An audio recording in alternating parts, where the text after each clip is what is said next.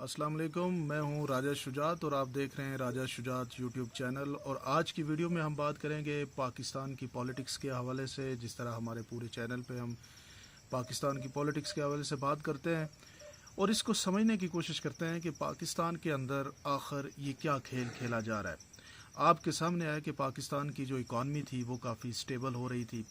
5.37 के रेट पे पाकिस्तान की ग्रोथ रेट बढ़ रही थी। पाकिस्तान की तरक्की की जो शरह थी वो 5.37% थी।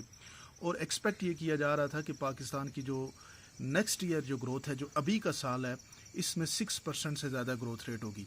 और इस सारे प्रोसेस में खान साहब ने जो फैसले किए थे वो ये थे कि हमने पाकिस्तान को पेट्रोल सस्ता देना है। आपने देखा होगा कि खान साहब ने पेट्रोल की कीमत को कम किया था।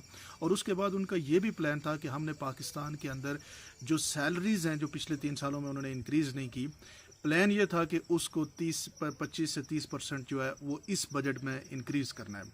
लेकिन फिर क्या होता है, अचानक आप ये देख लें कि पूरे पाकिस्तान का एक माफिया मिल जाता है। आप ये सोचें कि ये माफिया क्यों मिलता है। ये माफिया इसलिए मिला कि इस माफिया को ये डर था कि इमरान खान अगर ये पाँचवां अपना बजट दे जाता है तो अवाम को ये रिलीफ प्रोवाइड करेगा। जब ये अवाम को रिलीफ प्रोवाइड करेगा और उसके अलावा इमरान खान अक्टूबर के अंदर एक बड़ी तायनाती जो है वो करने की प्लानिंग में थे। और वो तायनाती क्या अगर इमरान खान साहब कर जाते तो ये जितना भी माफिया था, इनकी सियासत जो है वो ख़त्म हो जानी थी। इनको अपने मुस्तकबिल का ख़तरा लाक हो गया और इन्होंने फिर प्लानिंग ये की कि जनाब हम किस तरीके से वापस आ सकते हैं।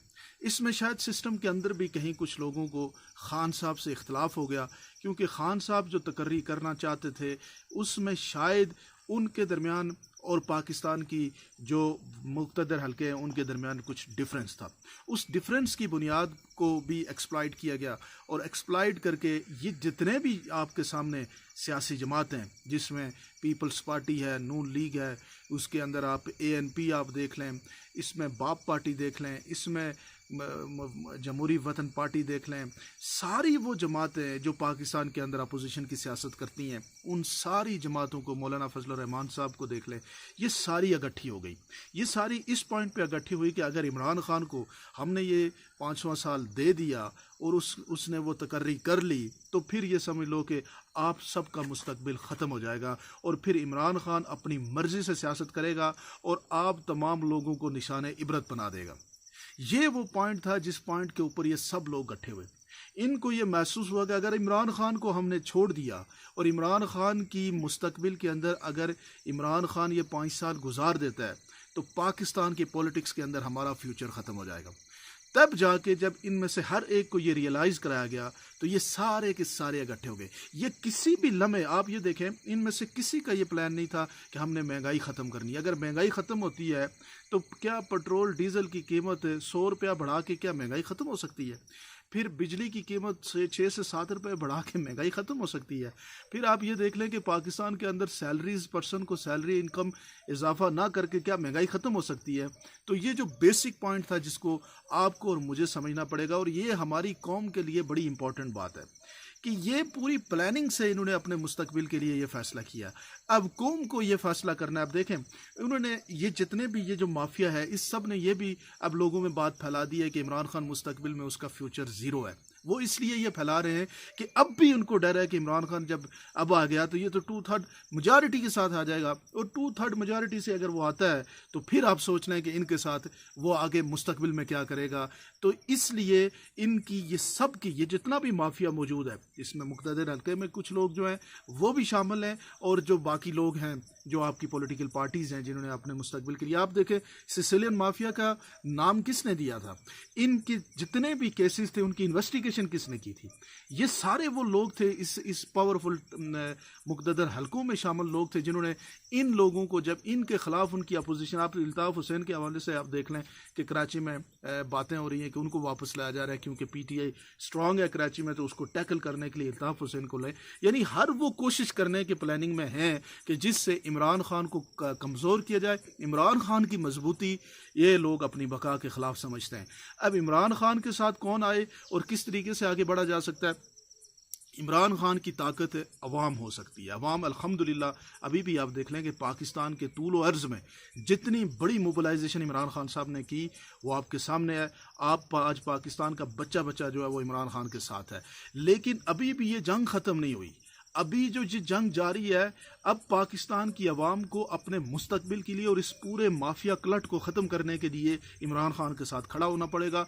इतनी बड़ी तादाद में खड़ा होना पड़ेगा कि ये जितनी मर्जी ह्यूमन पॉसिबल जो है वो कर लें धांधली, उसके बावजूद इमरान खान अगर बड़ी मेजॉरिटी से जीत के आएगा तो तब जाके पाकिस्तान की जो बेसिक जिनको ठीक करना है उसकी तरफ काम किया जा सकता है, पाकिस्तान को आगे बढ़ाया जा सकता है। अगर ये आप करने में नाकाम हो गए तो फिर ये याद रखें कि यही आपका माफिया इसी तरीके से इन्होंने हुक्मरानी कोई नहीं करनी, इन्होंने कोई भी पाकिस्तान की बेहतरी के फैसले नहीं करने, इन्होंने अपनी ज़ात की अपने मुस्तकबिल के अपनी जो सियासी एक अजारादारी है उसके हवाले से फैसले करने हैं।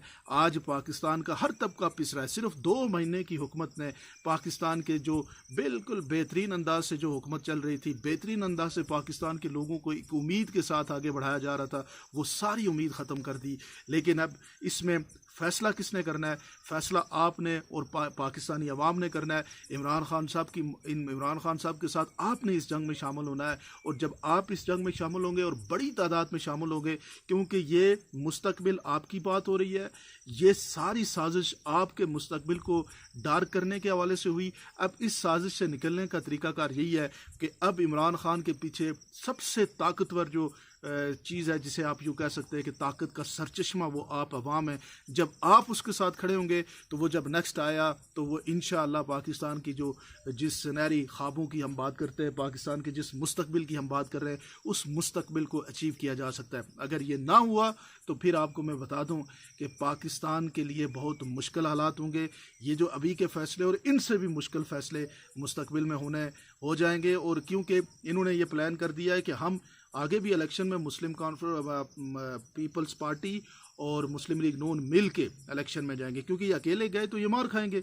इन्होंने ये प्लानिंग की हुई है, जिस तरह से ये अभी इकट्ठे, इसी तरह से ये मिलजुल के पंजाब के अंदर भी, सेंटर में भी, सिंध जो है वो चला जाएगा पीपल्स पार्टी के पास, हुक्मरानी पंजाब की जो है वो मुस्लिम लीग नून के पास। तो इन्होंने पूरी प्लानिंग की हुई है कि किस तरीके से हमने आगे बढ़ना है, और ताकि हम अपने सियासी जो हेरिटेज है, क्योंकि अकेले इनको पता है कि हम अब अकेले इस इमरान खान की जितनी बड़ी फॉलोइंग हो चुकी है, इस अकेले इसका मुकाबला नहीं कर सकते।